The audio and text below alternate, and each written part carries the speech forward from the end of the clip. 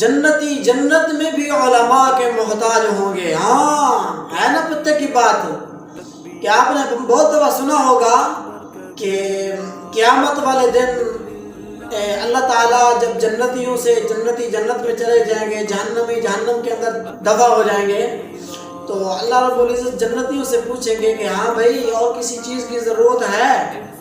تو جنتی کہیں گے کہ نہیں، ہمیں تو سب نعمتیں مل چکی ہیں، ہمیں اب کسی چیز کی کوئی ضرورت نہیں ہے۔